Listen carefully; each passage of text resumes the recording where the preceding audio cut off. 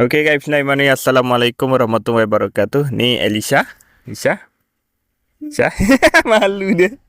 Hari ni kena hantar email pergi sekolah. So pagi lagi. Hari ni email bangun awal. So kita dapat main drone dulu lah. Malu pula dia. So hari ni aku nak fly orbit. Aku dah setting orbit untuk tracking. Tracking maksudnya dia tracking subjek lah. So ni adalah orbit. Aku menggunakan beacon. Audio yang korang dengar pun adalah daripada beacon. Beacon dia best lah, memang sangat best. Cuma dia tak update dia tak ada synchronize lagi dengan video. So kita kena synchronize sendiri video dan audio. Okay, aku nak fly orbit 2.5. Okay. Oh, lepas lah 2.5. Okay. Oh, dah stable lah. Okay, dia akan reverse dulu.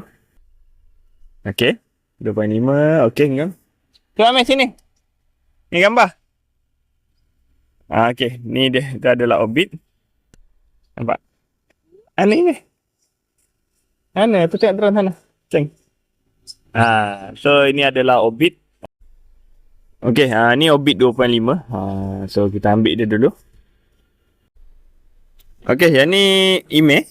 Ni Isha. Nampak? Isha. Isha, okay, ni kita nak bird eye pula. Tadi dah orbit. Kita akan buat bird eye. Dia akan naik ke atas lah. 15 meter bird eye. Bird eye tu Dia akan naik ke atas lah. Dia sengit pula.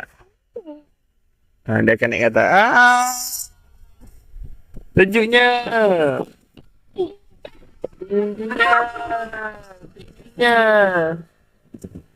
Tingginya.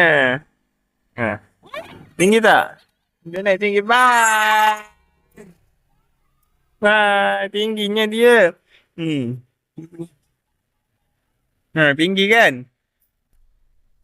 Okay, jadi hari ni kita cuba dua je dulu, orbit dan bird eye. Sebab dah nak hantar anak sekolah.